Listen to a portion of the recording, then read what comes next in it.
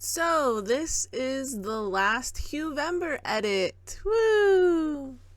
I didn't really record the other half of the Huevembers, just because I know I wouldn't have time to get to editing all of them and making a whole nother vlog.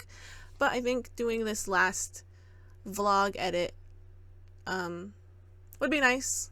It's a little bit slower, so you can kind of see some of the stuff I'm using, and with this speed edit vlog, I wanted to be able to talk more about the tools that I used in Photopia. Photopia? Photopia. It's basically Photoshop, but online through a web browser. Obviously, it doesn't have all the bells and whistles that Adobe Photoshop has, but I wasn't really using all those bells and whistles anyways. And so this is a good compromise until, I don't know, if I need to get a more sophisticated editing software, I can look into see what there is. I really do like Photopia's selection tool. As you can see, I used it on all of my face photos, my selfies, self-portraits throughout November. And you can see here, you can just like go in and kind of erase what you don't want. And I know with the CS5, it was kind of like this, but it wasn't exactly like this. Like, you could squiggle over a section and it'll try to do like the smart pixel relation, and if the program felt like you wanted it, it would keep it in no matter how many times you said no, get rid of it. So I like this setup here, and like I said before, I've never used the latest version of Adobe Photoshop, so I don't know if this is similar or comparable to the latest version of Photoshop. I just know I like this selection interface tool better than the CS5, which is what I was previously using. Yeah, so just one thing I was thinking about that comes up when I'm editing selfies, self-portraits, pictures of my face, because I don't really have access to a model right now. Not that I would want to do too much with models at the moment because of social distancing.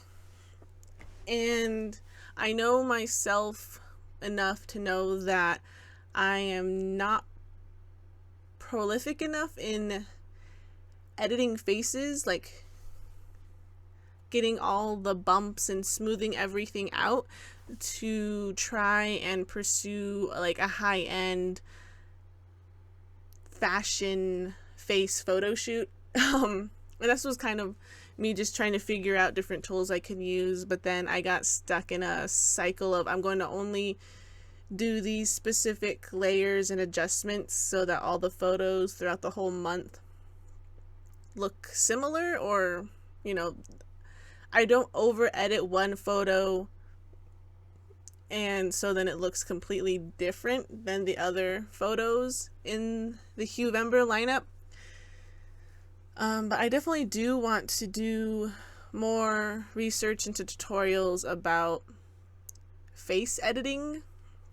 For me, it always seems super tedious, and I never really liked over editing people's faces, like trying to completely change their facial structure or something. But as you can see on my face, I have like really big pores, and it kind of makes the shadows really textured.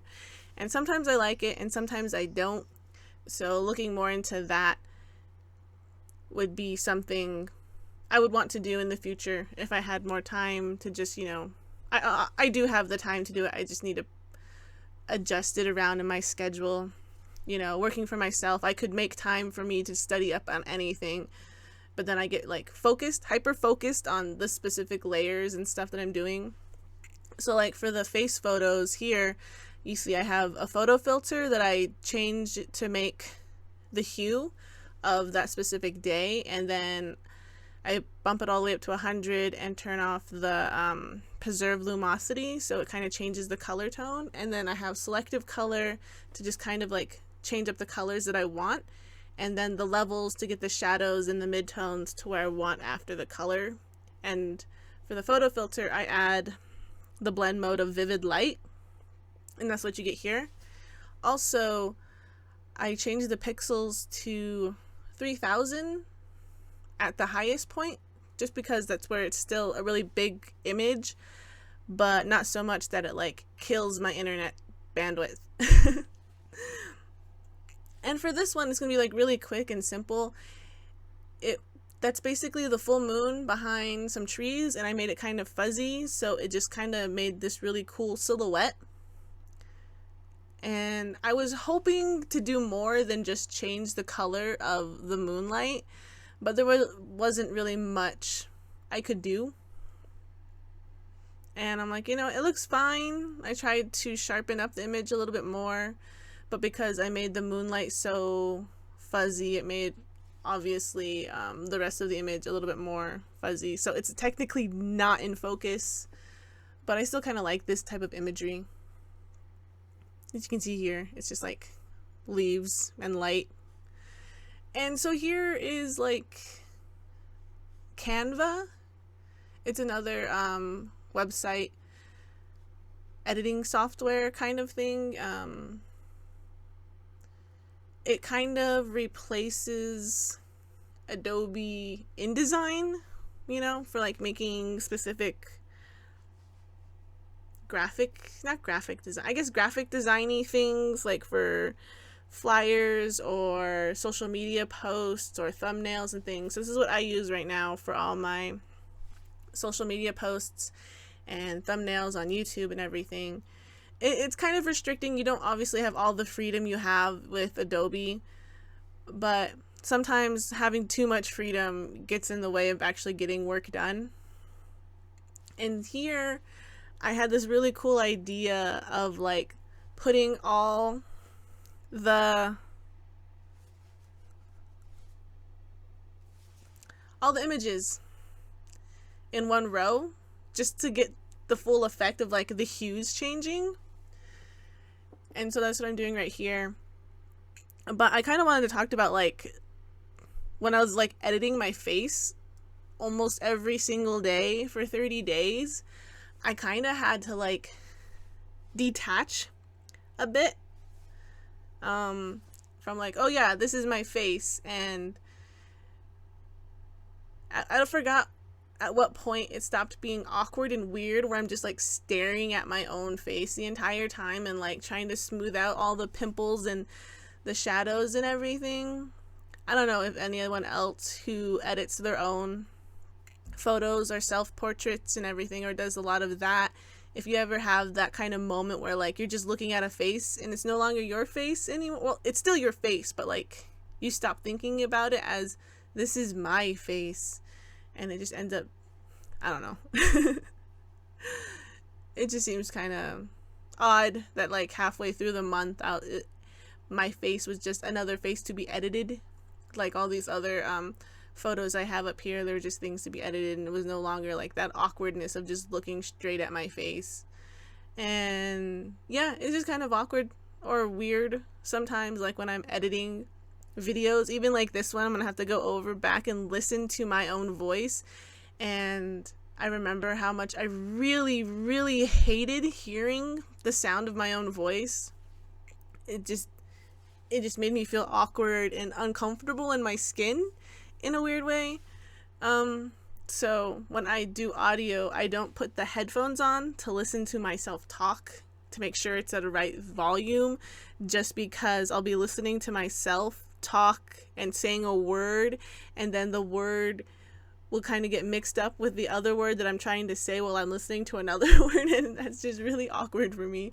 So I just don't do my audio with my headphones on while we're recording. I don't know. It's just something I was thinking about, how like I've been able to like disassociate myself from looking at myself being edited or listening to my own voice in editing. And I don't know. It was just a funny thought that I was going to talk about.